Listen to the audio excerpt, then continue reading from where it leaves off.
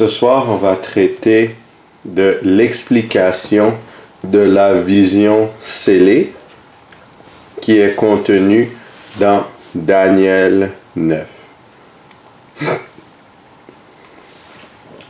Lors de notre dernière étude, nous avions porté notre attention sur une seconde vision que Daniel avait reçue de la part de Dieu. Le Seigneur lui avait montré des événements à venir comme la montée d'Alexandre le Grand, sa mort et le partage de l'Empire grec en 4 parties, dont les 4 généraux furent à la tête.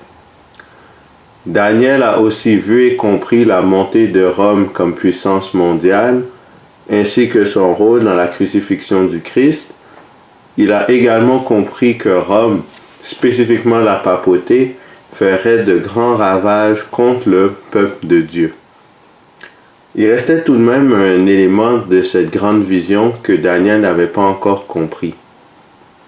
Daniel 8, versets 14 et 15 dit « Et il me dit, 2300 soirs et matins, puis le sanctuaire sera purifié. Tandis que moi, Daniel, j'avais cette vision et que je cherchais à la comprendre, voici, quelqu'un qui avait l'apparence d'un homme se tenait devant moi. » Daniel 8, versets 26 et 27. Et la vision des soirs et des matins dont il s'agit est véritable. Pour toi, tiens secrète cette vision, car elle se rapporte à des temps éloignés. Moi, Daniel, je fus plusieurs jours languissant et malade. Puis je me levai et je m'occupais des affaires du roi. J'étais étonné de la vision et personne n'en eut connaissance. Daniel 9, versets 21 à 23.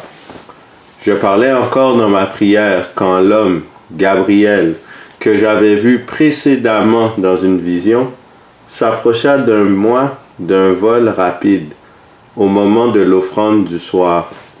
Il m'instruisit et s'entretint avec moi.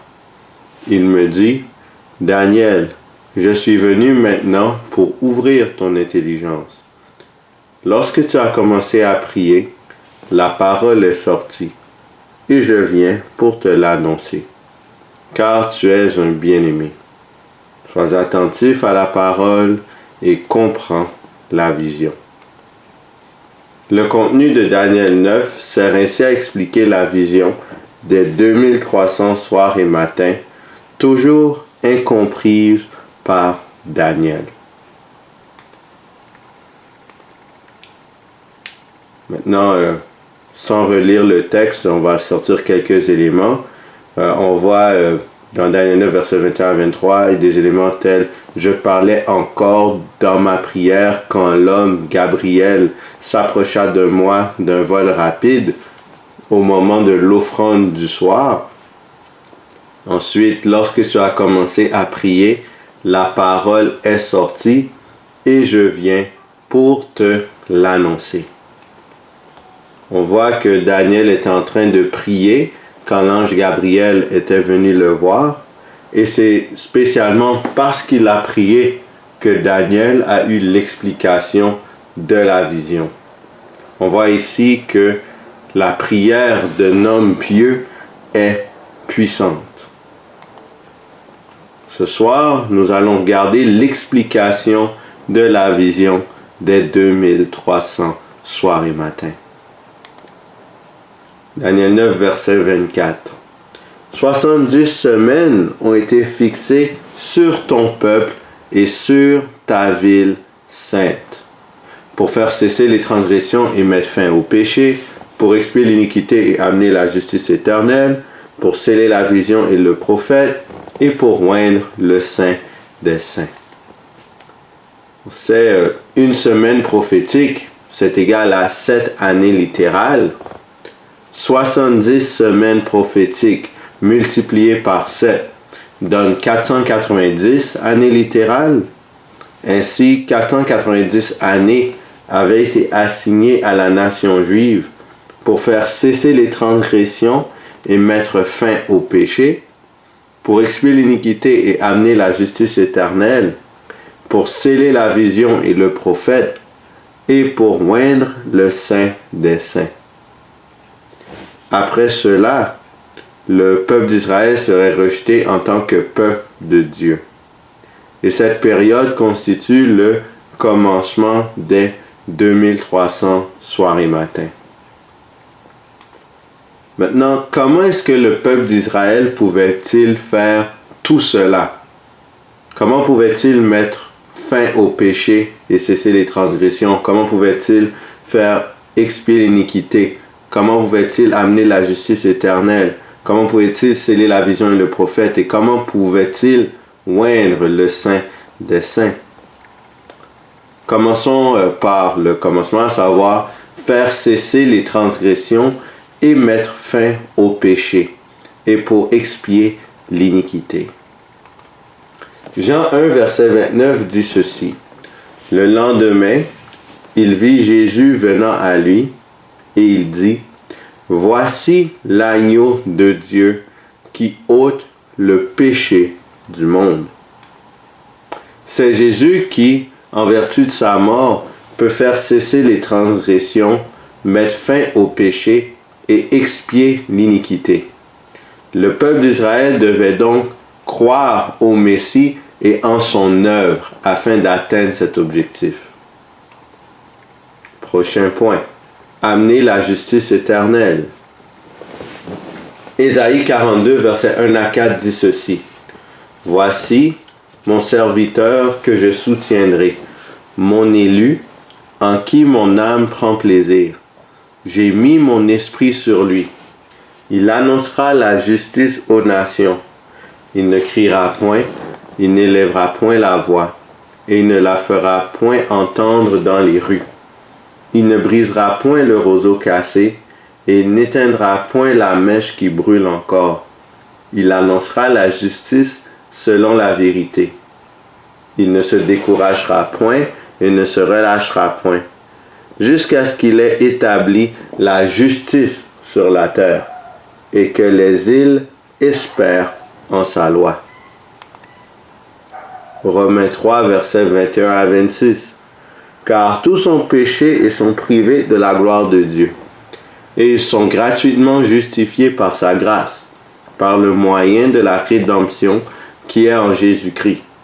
C'est lui que Dieu a destiné, par son sang, à être, pour ceux qui croiraient, victime propitiatoire, afin de montrer sa justice, parce qu'il avait laissé impunis les péchés commis auparavant, au temps de sa patience, afin, dis-je, de montrer sa justice dans le temps présent, de manière à être juste, tout en justifiant celui qui a la foi en Jésus.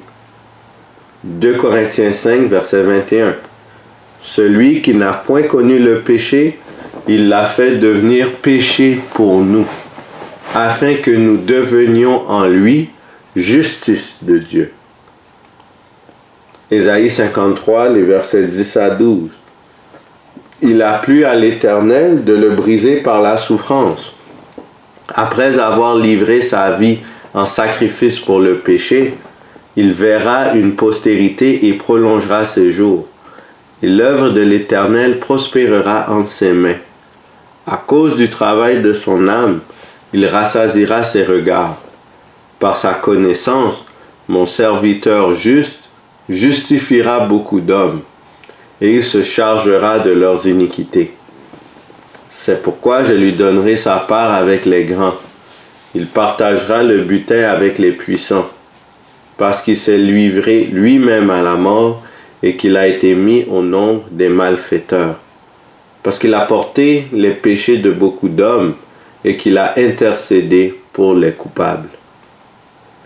On voit ici que c'est Jésus qui amène la justice éternelle par sa mort sur la croix. Encore une fois, le peuple d'Israël devait donc croire au Messie et en son œuvre s'il voulait amener la justice éternelle. Prochain point, pour sceller la vision et le prophète. On va dans Luc 24, versets 44 à 47. Puis il leur dit, « C'est là ce que je vous disais lorsque j'étais encore avec vous, qu'il fallait que s'accomplisse tout ce qui est écrit de moi dans la loi de Moïse, dans les prophètes et dans les psaumes. Alors il leur ouvrit l'esprit afin qu'ils comprissent les Écritures. Et il leur dit, « Ainsi il est écrit que le Christ souffrirait et qu'il ressusciterait des morts le 3e jour, et que la repentance et le pardon des péchés seraient prêchés en son nom à toutes les nations, à commencer par Jérusalem. » Matthieu 5, versets 17 et 18. Ne croyez pas que je sois venu pour abolir la loi ou les prophètes. Je suis venu non pour abolir, mais pour accomplir. Car, je vous le dis en vérité, tant que le ciel et la terre ne passeront point, il ne disparaîtra pas de la loi un seul iota ou un seul trait de lettre, jusqu'à ce que tout soit arrivé. C'est Jésus qui a scellé la vision et le prophète, par sa mort et sa résurrection. Le peuple d'Israël devait donc croire au Messie et en son œuvre.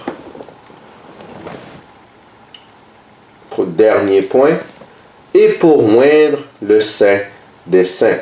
Tout d'abord, il faut savoir qu'est-ce que le Saint des Saints. Hébreux 9, versets 2 à 4 dit ceci. Un tabernacle fut, en effet, construit. Dans la partie antérieure, appelée le lieu saint, était le chandelier, la table et les pains de proposition. Derrière le second voile se trouvait la partie du tabernacle appelée le Saint des Saints, renfermant l'autel d'or pour les parfums et l'arche de l'Alliance, entièrement recouverte d'or. Il y avait dans l'arche un vase d'or contenant la manne, la verge d'Aaron qui avait fleuri et les tables de l'Alliance. Le Saint des Saints est le lieu très saint. Hébreux 9, versets 11 et 12. Mais Christ est venu comme souverain sacrificateur des biens à venir, et il a traversé le tabernacle plus grand et plus parfait, qui n'est pas construit de main d'homme, c'est-à-dire qui n'est pas de cette création. Et il est entré une fois pour toutes dans le lieu très saint, non avec le sang des boucs et des veaux, mais avec son propre sang, ayant obtenu une rédemption éternelle. Jésus est entré dans le lieu très saint pour le oindre du Saint-Esprit. Encore une fois, le peuple d'Israël devait croire au Messie et en son œuvre en faveur des saints.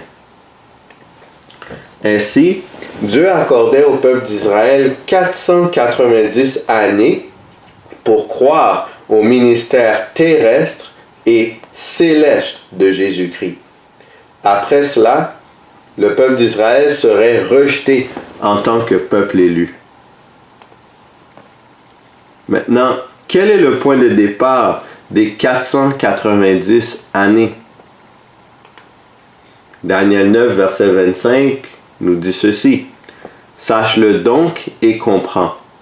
Depuis le moment où la parole a annoncé que Jérusalem sera rebâtie. »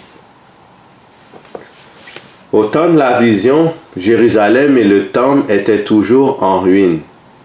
Le ciel annonce qu'un décret allait être émis pour reconstruire et restaurer la ville.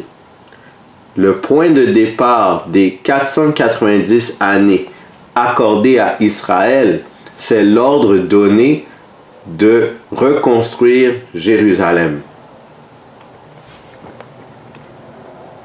Il y a 3 décrets qui traitent du rapatriement des Juifs, qui sont écrits dans le livre d'Esdras. Il y a le premier, la première année de Cyrus, c'est long de 4 versets. Il y a le deuxième durant le règne de Darius, c'est environ 12 versets. Et il y a la 7e année d'Artaxerxès, à savoir 457 avant Jésus-Christ. On voit que c'est long de 26 versets. Dans leur décret, ni Cyrus ni Darius n'avait fait de véritable provision pour la restauration de Jérusalem en tant qu'entité complète et autonome. Le décret de la 7e année d'Artaxerxès était le premier à donner à l'État juif l'autonomie totale, mais toujours sujet à l'Empire perse. Ainsi, lisons le reste. Daniel 9, verset 25. Sache-le donc et comprends. Depuis le moment où la parole a annoncé que Jérusalem sera rebâtie jusqu'à loin, au conducteur, il y a 7 semaines et 62 semaines. Les places et les fossés seront rétablis, mais en des temps fâcheux. On sait que 7 plus 62, ça donne 69 semaines. Une semaine prophétique, c'est égal à 7 années littérales. Alors on fait le calcul, 69 multiplié par 7 donne 483 années littérales. 483 années après l'ordre de la reconstruction de Jérusalem, le conducteur est loin. Qui est loin? Le conducteur. 1 Samuel 16, versets 12 et 13 nous aide à comprendre. Isaïe l'envoya chercher. Or, il était blond, avec de beaux yeux et une belle figure.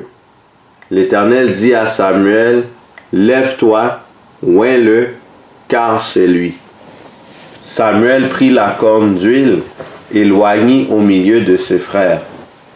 L'Esprit de l'Éternel saisit David à partir de ce jour et dans la suite. David a reçu le Saint-Esprit au moment même où il fut oint comme roi d'Israël par Samuel. De même, c'est précisément au moment de l'onction que le conducteur a reçu la puissance du Saint-Esprit. Le Saint-Esprit constituait ainsi la preuve qu'il avait bel et bien reçu l'onction. Les deux événements sont ainsi reliés. Ésaïe 61, versets 1 et 2.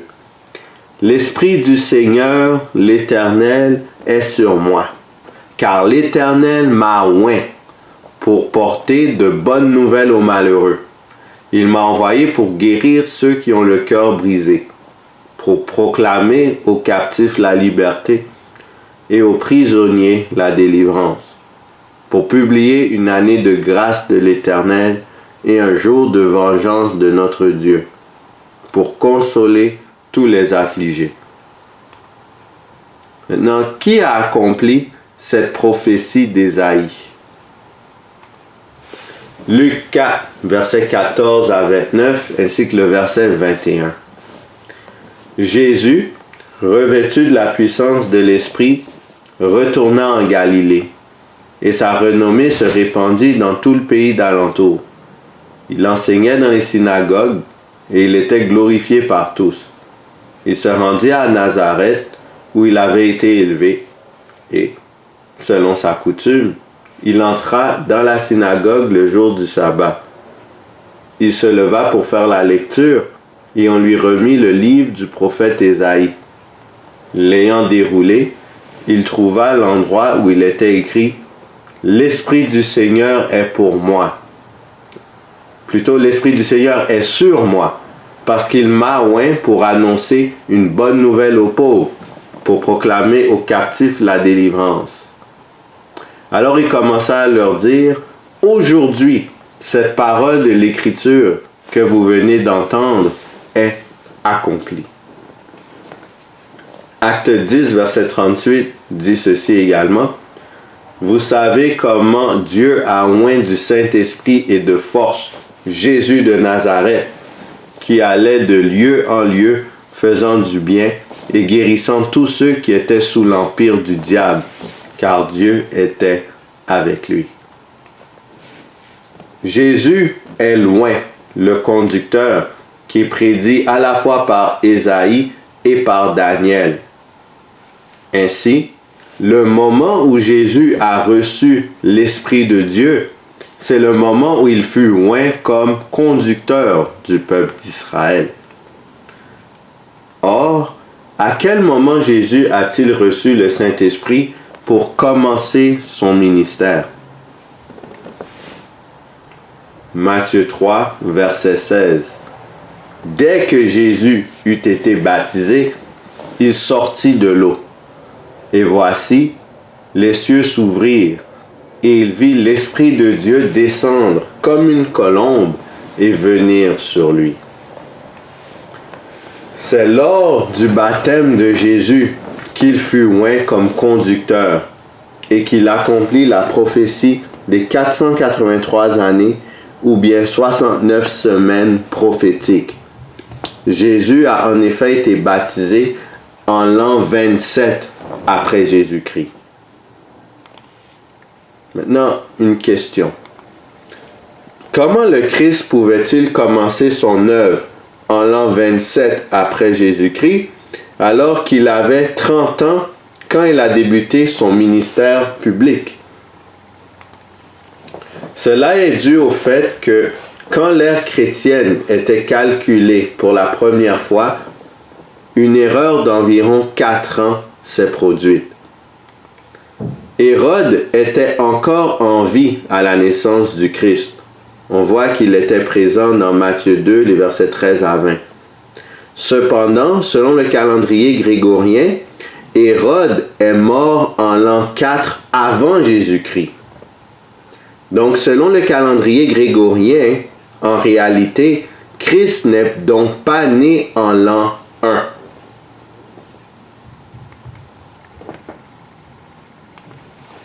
Nous sommes maintenant rendus à l'an 27 après Jésus-Christ, l'année du baptême du Messie.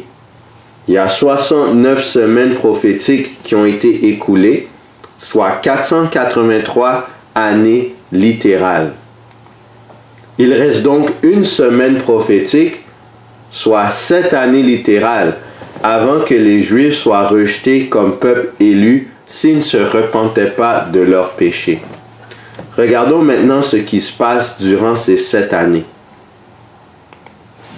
Daniel 9, verset 26.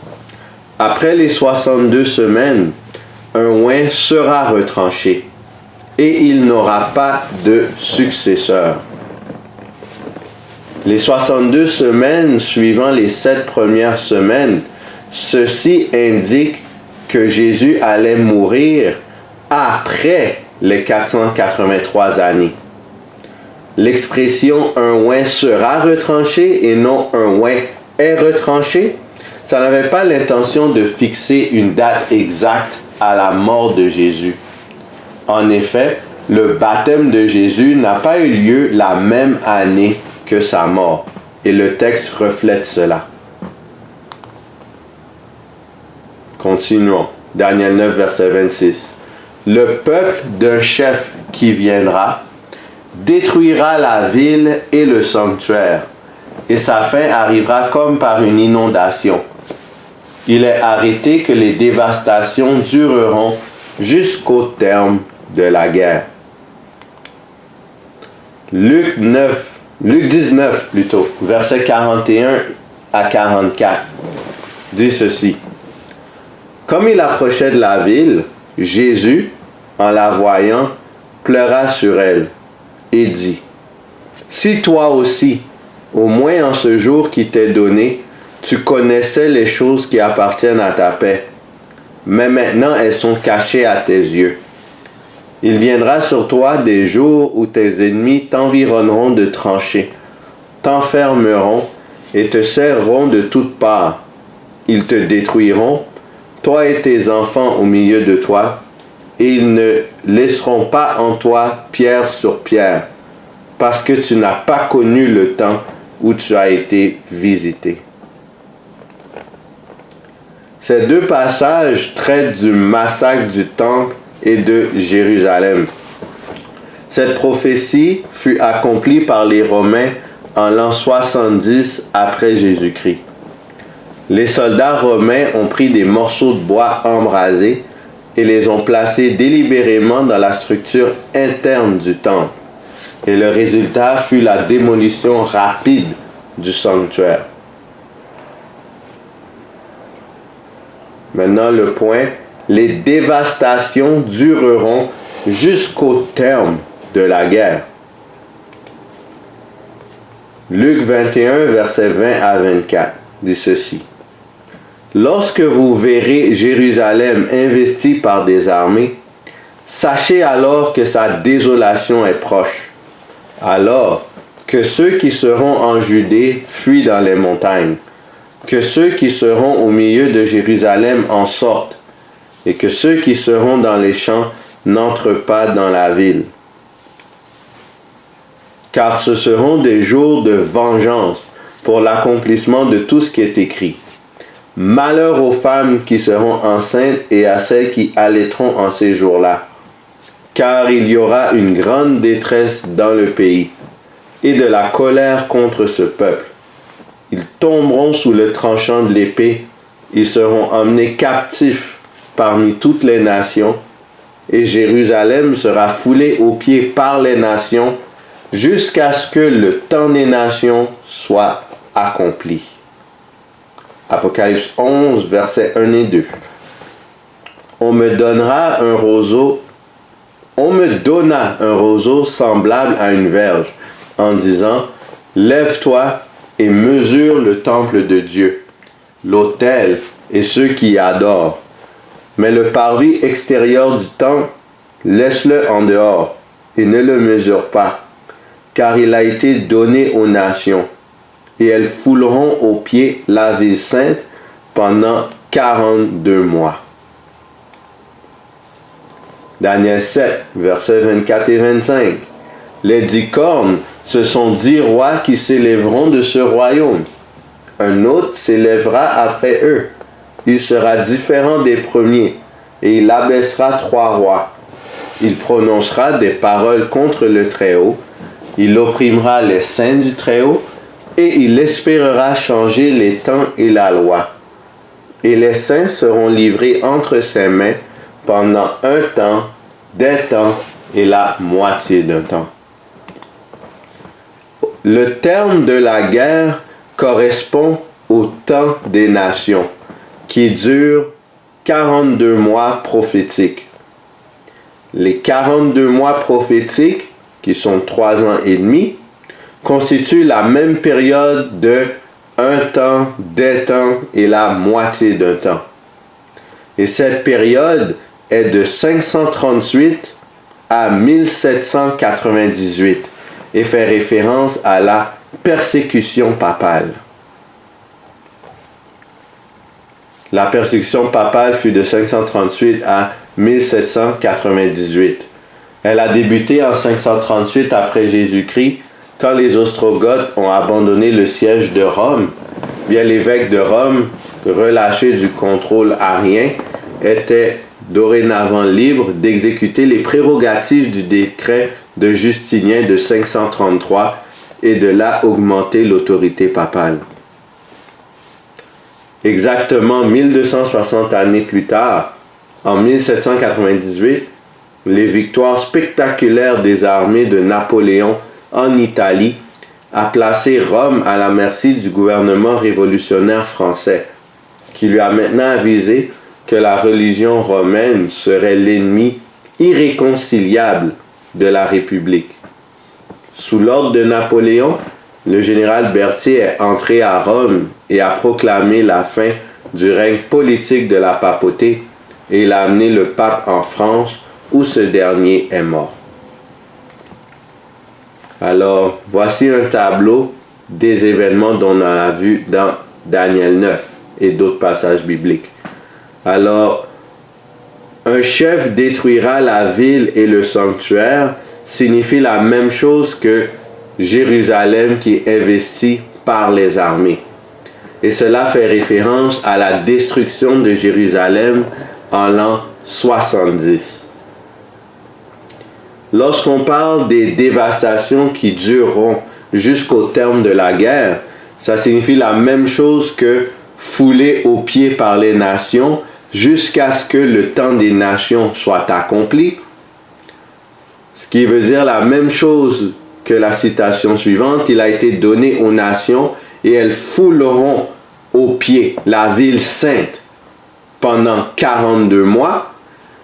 Cela signifie la même chose qu'il opprimera les saints du Très-Haut et il espérera changer les temps et la loi, et les saints seront livrés entre ses mains pendant un temps, des temps et la moitié d'un temps.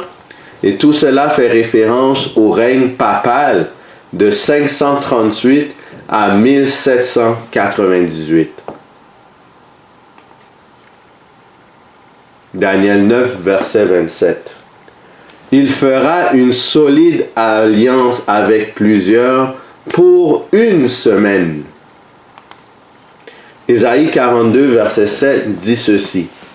Moi, l'Éternel, je t'ai appelé pour le salut, et je te prendrai par la main. Je te garderai, et je t'établirai pour traiter alliance avec le peuple, pour être la lumière des nations, pour ouvrir les yeux des aveugles, pour faire sortir de prison les captifs, et de leur cachot ceux qui habitent dans les ténèbres. Celui qui traite l'alliance, c'est loin, le conducteur Jésus-Christ. Et on voit que le peuple avec lequel Jésus avait traité cette alliance était le peuple d'Israël. Ainsi, la semaine du verset 9 correspond donc à la semaine qui suit les 69 autres pour compléter la prophétie des 70 semaines ou 490 années. Les déclarations qui sont contenues dans Ésaïe se sont accomplies de façon unique pendant le temps de Jésus-Christ. La confirmation de l'alliance montre que le peuple juif demeure le peuple élu durant cette période d'une semaine prophétique, qui veut dire 7 ans après le baptême de Jésus, donc jusqu'à l'an 34 après Jésus-Christ. Daniel 9, verset 27, deuxième partie. Et durant la moitié de la semaine, il fera cesser le sacrifice et l'offrande. Le dévastateur commettra les choses les plus abominables jusqu'à ce que la ruine et ce qui a été résolu fondent sur le dévastateur. Alors, on voit que la moitié d'une semaine, selon le calcul prophétique, ça constitue 3 jours et demi, et 3 jours et demi prophétiques représentent 3 ans et demi littéral. Un événement qui mettrait fin à tout le système sacrificiel du sanctuaire terrestre se déroulerait exactement 3 ans et demi après le baptême de Jésus. Quel est cet événement? Hébreux 10, les versets 2 à 10.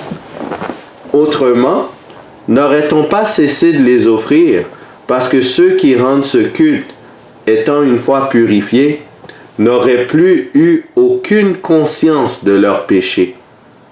Mais le souvenir des péchés est renouvelé chaque année par ces sacrifices, car il est impossible que le sang des taureaux et des boucs ôte les péchés.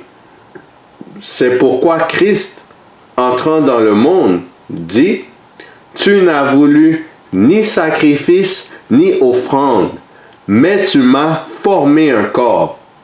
Tu n'as agréé ni holocauste ni sacrifice pour le péché.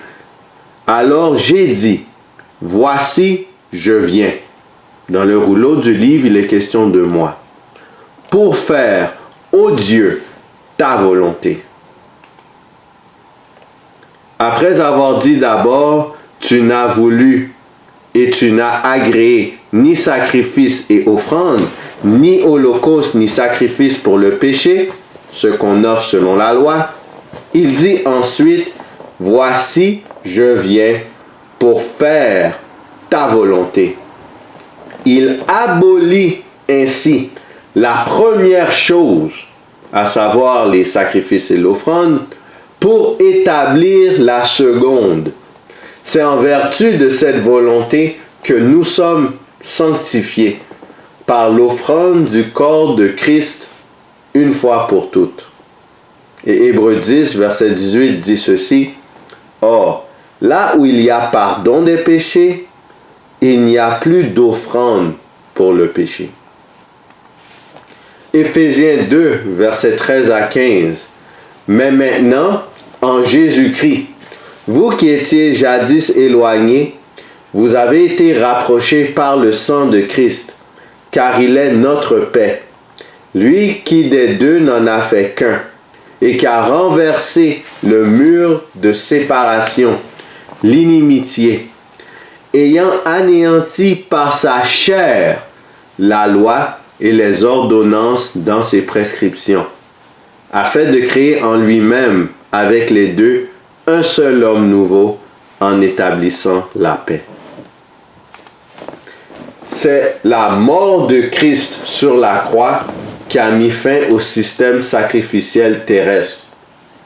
Le ministère de Jésus était de 3 ans et demi après son baptême. Jésus fut crucifié en l'an 31 après Jésus-Christ, au milieu de la dernière semaine prophétique.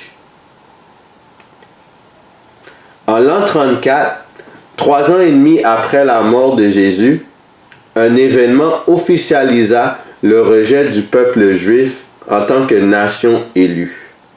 Quel fut cet événement? Acte 7, versets 59 et 60. Et il lapidait Étienne, qui priait et disait: Seigneur Jésus, reçois mon esprit. Puis, s'étant mis à genoux, il s'écria d'une voix forte: Seigneur, ne leur impute pas ce péché. Et, après ces paroles, il s'endormit. Acte 8, les versets 1 et 4. Saül avait approuvé le meurtre d'Étienne. Il y eut, ce jour-là, une grande persécution contre l'église de Jérusalem. Et tous, excepté les apôtres, se dispersèrent dans les contrées de la Judée et de la Samarie. Ceux qui avaient été dispersés allaient de lieu en lieu, annonçant la bonne nouvelle de la parole. C'est le jour de la lapidation d'Étienne que l'évangile a été propagé aux païens. Le meurtre d'Étienne a eu lieu en l'an 34. Ainsi, la lapidation d'Étienne confirma le rejet du peuple juif comme peuple de Dieu. Daniel 9, verset 27. Le dévastateur commettra les choses les plus abominables. Daniel 7, versets 7 et 8. Après cela, je regardais pendant mes visions nocturnes, et voici, il y avait un 4e animal, terrible, épouvantable et extraordinairement fort. Il avait de grandes dents de fer. Il mangeait, brisait, et il foulait aux pieds ce qui restait. Il était différent de tous les animaux précédents, et il avait 10 cornes. Je considérai les cornes, et voici, une autre petite corne sortit du milieu d'elle, et 3 des premières cornes furent arrachées devant cette corne. Et voici, elle avait des yeux comme des yeux d'homme, et une bouche qui parlait avec arrogance. Daniel 8, versets 9 à 12. De l'une d'elles sortit une petite corne, qui s'agrandit beaucoup vers le midi, vers l'Orient et vers le plus beau des pays. Elle s'éleva jusqu'à l'armée des cieux. Elle fit tomber à terre une partie de cette armée et des étoiles, et elle les foula. Elle s'éleva jusqu'au chef de l'armée, lui enleva le sacrifice perpétuel et renversa le lieu de son sanctuaire. L'armée fut livrée avec le sacrifice perpétuel à cause du péché, la corne jeta la vérité par terre et réussit dans ses entreprises. Matthieu 24, les versets 9 à 22. Alors on vous livrera au tourment, et l'on vous fera mourir, et vous serez haïs de toutes les nations à cause de mon nom. Alors aussi plusieurs succomberont, et ils se haïront les uns les autres. Plusieurs faux prophètes s'élèveront, et séduiront beaucoup de gens. Et, parce que l'iniquité se sera accrue, la charité du plus grand nombre se refroidira. Mais celui qui persévérera jusqu'à la fin sera sauvé. Cette bonne nouvelle du royaume sera prêchée dans le monde entier pour servir de témoignage à toutes les nations. Alors viendra la fin. C'est pourquoi, lorsque vous verrez l'abomination de la désolation, dont a parlé le prophète Daniel, établi en lieu saint, que celui qui lit fasse attention. Alors, que ceux qui seront en Judée fuient dans les montagnes, que celui qui sera sur le toit ne descende pas pour prendre ce qui est dans sa maison, et que celui qui sera dans les champs ne retourne pas en arrière pour prendre son manteau. Malheur aux femmes qui seront enceintes et à celles qui allaiteront en ces jours-là. Priez pour que votre fuite n'arrive pas en hiver, ni un jour de sabbat. Car alors, la détresse sera si grande qu'il n'y en a point eu de pareil depuis le commencement du monde jusqu'à présent, et qu'il n'y en aura jamais. Et si ces jours n'étaient abrégés, personne ne serait sauvé. Mais, à cause des élus, ces jours seront abrégés. Les actions abominables du dévastateur sont les gestes commis par Rome, à la fois païenne et papale, durant son règne. Rome a farouchement persécuté les chrétiens pendant plusieurs siècles et recommencera à le faire bientôt. Alors voici la ligne. Le dévastateur commettra les choses les plus abominables. C'est la même chose que la petite corne qui sort au milieu d'elle, qui avait des yeux comme des yeux d'homme et une bouche qui parlait avec l'arrogance, qui est la même chose que l'armée fut livrée avec le sacrifice perpétuel à cause du péché. La corne jeta la vérité par terre et réussit dans ses entreprises, qui est la même chose que ce qui est décrit dans Matthieu 24, les versets 9 à 22. Alors on vous livrera au tourment et l'on vous fera mourir, et vous serez haïs de toutes les nations à cause de mon nom. L'abomination de la désolation dont a parlé le prophète Daniel, établi en lieu saint, car alors la détresse sera si grande qu'il n'y en a point eu de pareil depuis le commencement du monde jusqu'à présent, et qu'il n'y en aura jamais. Tout ceci constitue la persécution papale de 538 à 1798. Daniel 9, verset 27. Jusqu'à ce que la ruine et ce qui a été résolu fondent sur le dévastateur. Daniel 7, verset 9 à 14 dit ceci. Je regardai pendant que l'on plaçait des trônes, et l'ancien des jours s'assit. Son vêtement était blanc comme la neige, et les cheveux de sa tête étaient comme de la laine pure. Son trône était comme des flammes de feu, et les roues comme un feu ardent. Un fleuve de feu coulait et sortait de devant lui. 1000 milliers le servaient, et 10 000 millions se tenaient en sa présence. Les juges s'assirent, et les livres furent ouverts. Je regardai alors à cause des paroles arrogantes que prononçait la corne. Et tandis que je regardais, l'animal fut tué, et son corps fut anéanti, livré au feu pour être brûlé. Les autres animaux furent dépouillés de leur puissance, mais une prolongation de vie leur fut accordée jusqu'à un certain temps. Je regardai pendant mes visions nocturnes, et voici, sur les nuées des cieux arriva quelqu'un de semblable à un fils de l'homme. Il s'avança vers l'Ancien des jours, et on le fit approcher de lui. On lui donna la domination, la gloire et le règne. Et tous les peuples, les nations et les hommes de toute langue le servirent. Sa domination est une domination éternelle qui ne passera point, et son règne ne sera jamais détruit. Daniel 8, versets 13 et 14. J'entendis parler un saint, et un autre saint dit à celui qui parlait, pendant combien de temps s'accomplira la vision sur le sacrifice perpétuel et sur le péché dévastateur? Jusqu'à quand le sanctuaire et l'armée seront-ils foulés? Et il me dit, 2300 soir et matin, puis le sanctuaire sera purifié.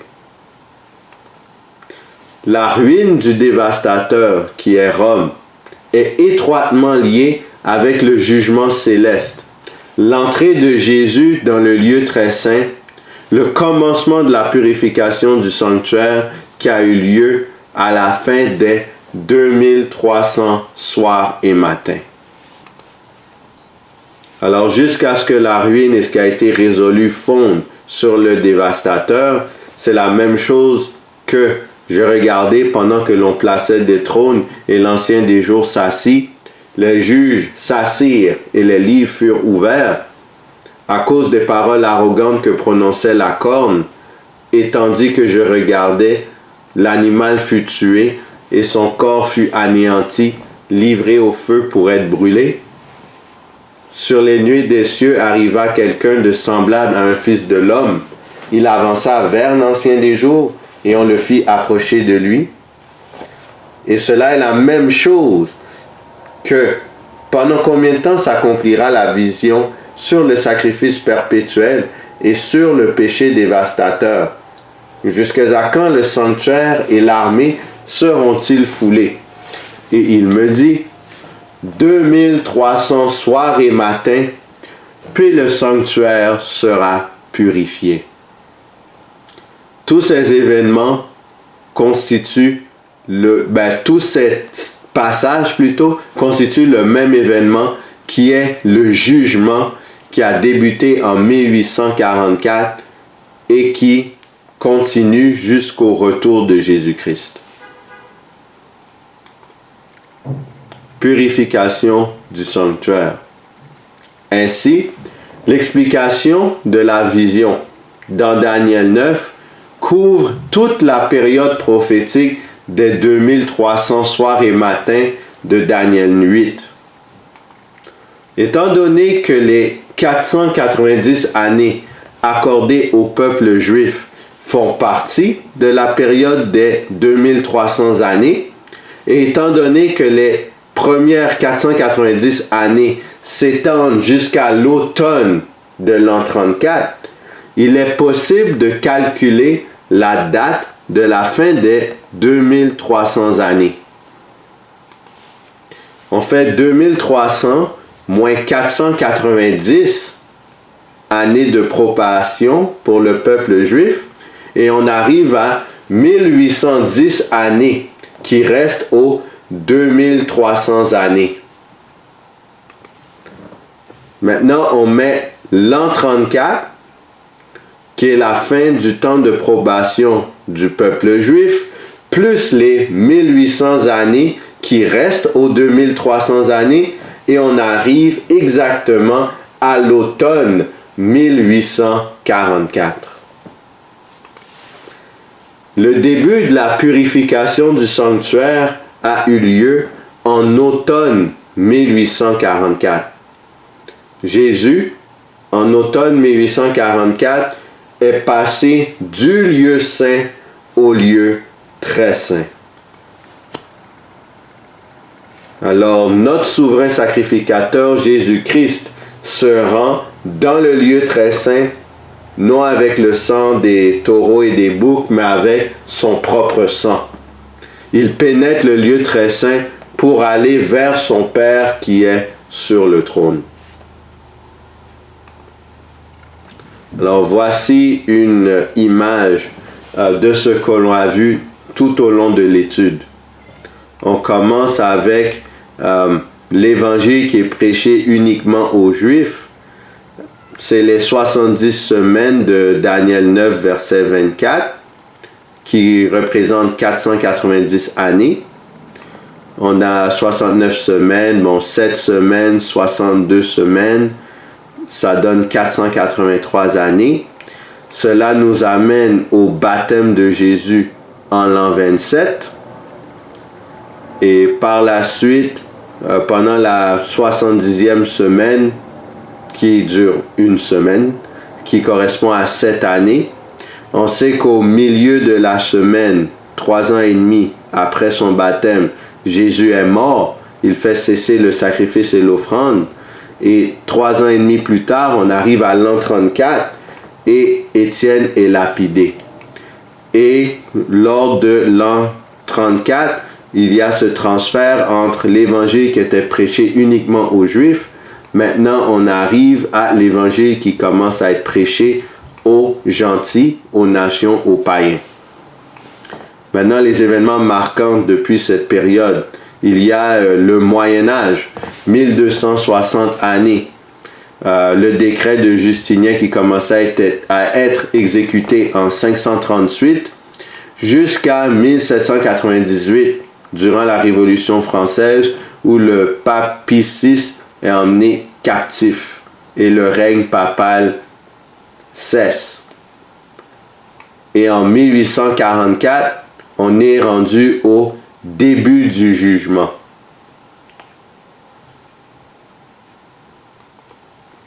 Depuis 1844 en automne, le peuple de Dieu est dans une période de jugement. Lorsque la purification du sanctuaire sera achevée, Jésus reviendra chercher les élus. 1 Corinthiens 6, verset 19.